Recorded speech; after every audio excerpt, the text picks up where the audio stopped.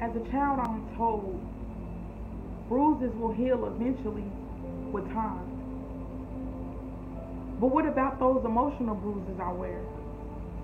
What about the ones I can't seem to erase from my mind? You see, I was just a little girl, but my heart and mind was scarred forever. There aren't enough sorries in this world to make this pain go away or get any better. But boys will be boys, I guess, as the old saying goes. But what about a grown man who crushes a young girl's soul? You see, I never wanted it. I never asked him to come and take it. My heart was crushed before any boy had the chance to really do damage and break it. And I've tried so hard to cover these memories with a band-aid, but these memories that were embedded in me needed more than any kit from first aid. You see, growing up, I would hear stories about the birds and the bees, but they failed to mention stories about snakes who would slither up trees. You, the snake, who I've always despised. To see a dog will look away when it's wrong, but a snake will look you dead in the eye. You climbing next to me thinking that I would sleep late at night because a woman your age wasn't good enough for you, right? You killed the little girl inside of me each time your hands touched me, which is one of the biggest reasons why I feel so damn awkward anytime a man touches me. All this talk on birds and bees, but none about the ones who come to steal the sweet nectar from your flowers. And nobody noticed, but I wasn't myself. For years, I would come home, look at the wall for hours, cry my eyes full of tears. I could scream or shout, but I died a long time ago, to be honest with you. You see, some deaths were quick and easy,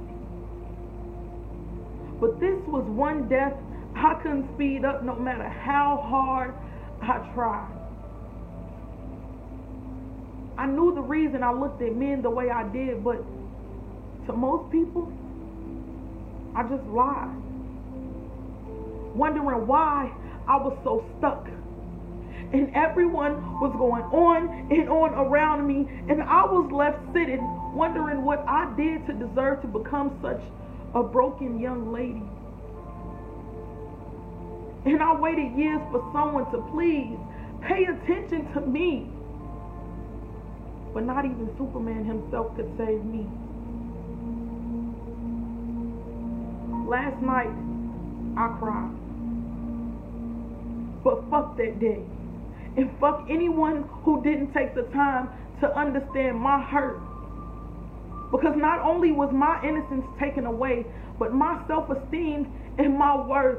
And screw anyone who didn't understand the real me, because I wore my pain for the world to see.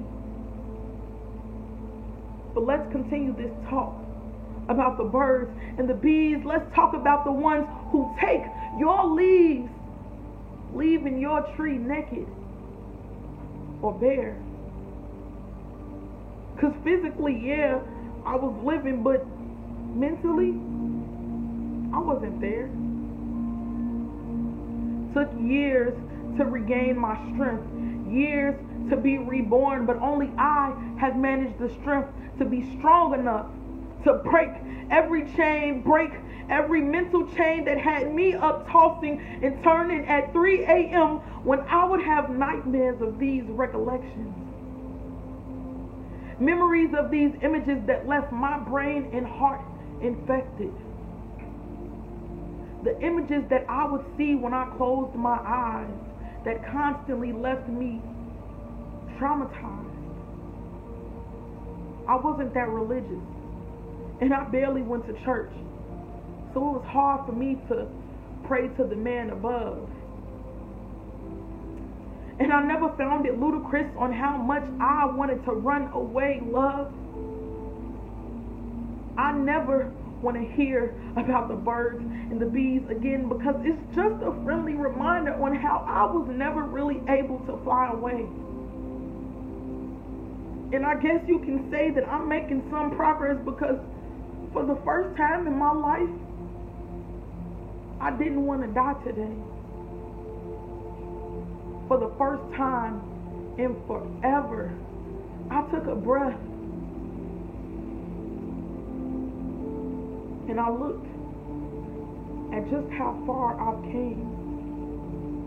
And I hated myself for years, and you were mostly the reason I blamed.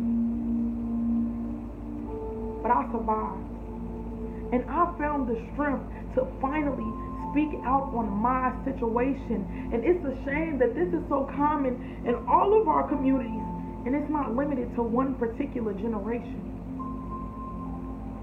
I am so proud that no matter how many times I've been knocked down, I am still able to get up and fly.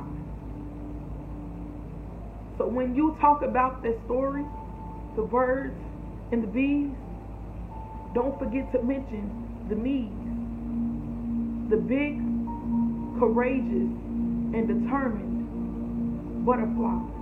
But this time, I won't be scared to fly.